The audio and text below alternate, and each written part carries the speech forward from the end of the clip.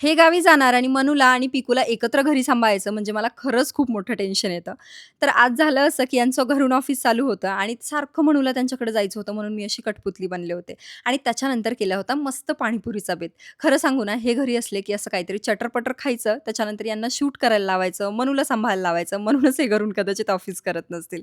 संध्याकाळच्या वेळेला यांना गावी जायचं होतं म्हणून बॅग पॅक करणं चालू होती आणि मनूची नाटकं बघा. म्हणजे 12-1 वाजता झोपेल, पण नाटकं मात्र 8 पासूनच चाललेली असतात.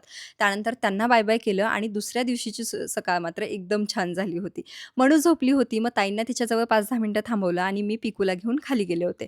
खरं तर रोज दोघं असल्याच्यानंतर मनू एवढी नाटकं करते ना, उठायला, त्याच्यानंतर ब्रश करायला, बाकी आवरायला. पण आज सगळं एकदम गुणीबाळासारखं चालू होतं. ब्रश छान-छान हाताने केला आणि बाकीसुद्धा सगळी कामं स्वतःची स्वतः केली आणि त्याच्यानंतर हे बघा. काय पाहिजे? बिकी. बिकी पाहिजे तुला? हां. बिकी नाही, फक्त दूध. 1, 2, 1 1, 2, फक्त 1 1, 2, नाही 1 1, 1 ओके. 1, 2, 2 पाहिजे? 2 पाहिजे? 2. आता एवढं प्रेमाने काहीतरी मागितल्याच्या नंतर ना, मला तिला नाही म्हणायची काही इच्छा झालीच नाही आणि तिनं ज्या काही गोष्टी मागितल्या होत्या, त्या मी तिला देऊन टाकल्या.